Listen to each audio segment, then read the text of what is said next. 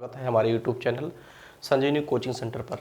आज हम लोग एक ऐसे महान व्यक्ति की बात करेंगे इस क्लास में, डॉक्टर भीमराव अंबेडकर, जो भारत रत्न है, संविधान निर्माता हैं और ड्राफ्टिंग कमेटी के चेयरमैन भी थे, प्रारूप समिति के अध्यक्ष भी थे।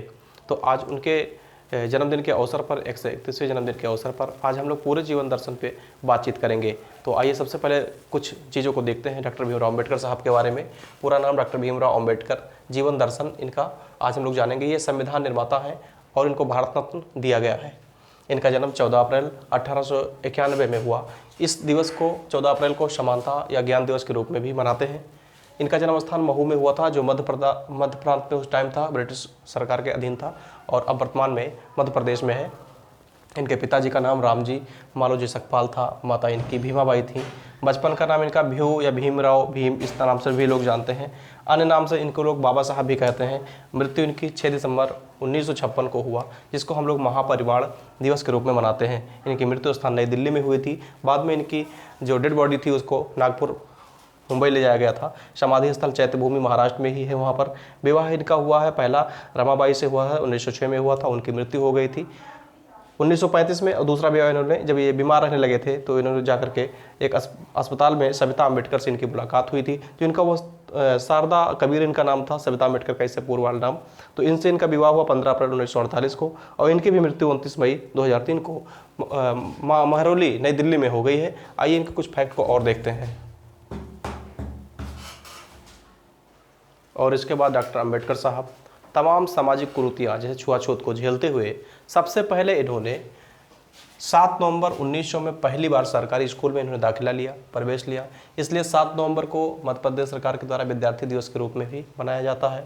कक्षा 4 उत्तीर्ण होने पर इनके पिता ने एक सार्वजनिक सभा या समारोह का आयोजन किया और केलुष्कर द्वारा स्वलिखित बुद्ध जीवनी भेंट किया गया था। बुद्ध जीवनी को ये पढ़ करके बहुत प्रभावित हुए थे।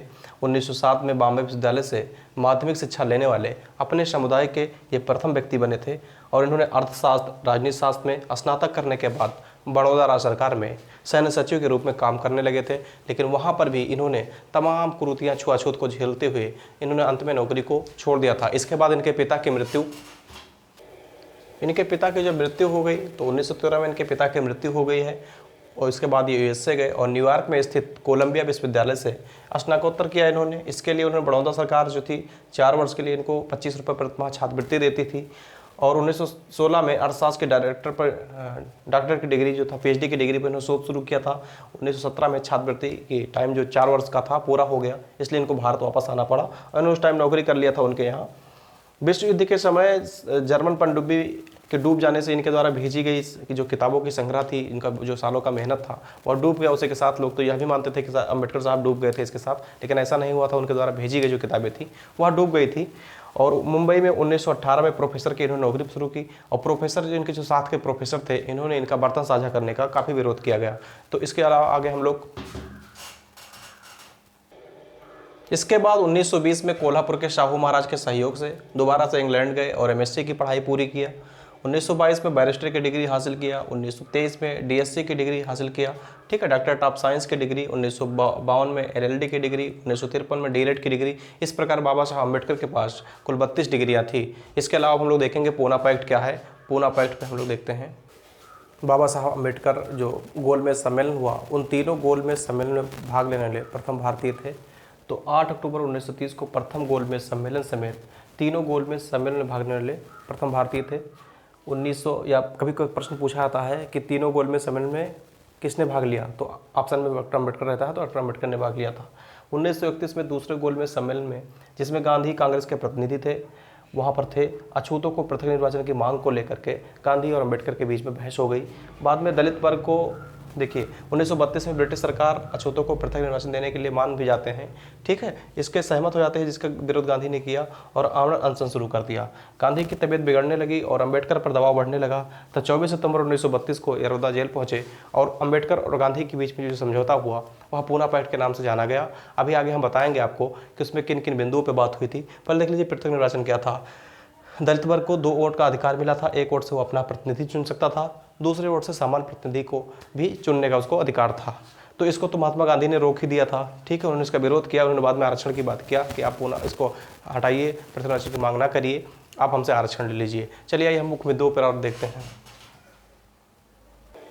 तो पूना पैक्ट के जो प्रमुख बातें हैं वो इस प्रकार थे। अम्बेडकर के ऊपर काफ़ी दबाव पड़ने के बाद गांधी जी ने यरोदा जेल में जो आमरण अनशन शुरू कर दिया, तो अम्बेडकर ने पृथक निर्वाचन को वापस ले लिया। कम्युनल अवार्ड की 78 सीटें को बढ़ा करके 148 करवा दिया गया पूना पैक्ट में। शिक्षा अनुदान में प्रत्येक राज्य में पर्याप्त धनराशि की जो राशि थी उसको निश्चित किया गया, और सरकारी नौकरी में बिना भेदभाव के दलित वर्ग को आरक्षण दिया गया, ठीक है। 14 अक्टूबर, इससे पहले 13 अक्टूबर 1935 को अम्बेडकर साहब ने कहा कि मैं पैदा तो हुआ हूँ दलित वर्ग में, लेकिन इसमें हिंदू जात में पैदा हुआ हूँ, लेकिन हम मरेंगे नहीं इसमें नहीं।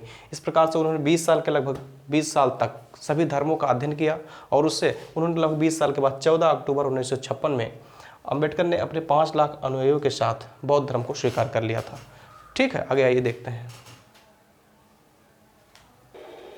इसके बाद हम लोग देखते हैं अम्बेडकर के जो है 1926 से 1956 तक विभिन्न पदों पर रहे। 1926 में बॉम्बे गवर्नर ने विधानसभा के सदस्य के रूप में इनको नामित किया आज़ादी से पहले। 1936 तक बॉम्बे लेजिस्लेटिव काउंसिल के सदस्य रहे। 13 अक्टूबर 1935 को सरकारी लॉ कॉलेज के प्रधानाचार्य थे। 1936 में स्वतंत्र लेबर पार्टी की स्थापना की, जिन्होंने 13 सीटें जीती थी। 1942 तक विधानसभा के सदस्य रहे। 1942 से 46 तक रक्षा सलाहकार समिति व श्रम मंत्री भी रहे। इसके बाद आज़ादी के बाद 15 अगस्त 1947 से 1951 तक प्रथम कानून मंत्री इनको बनाया गया, न्याय मंत्री थे। 29 अगस्त 1947 से 24 जनवरी 1950 तक प्रारूप समिति के अध्यक्ष थे।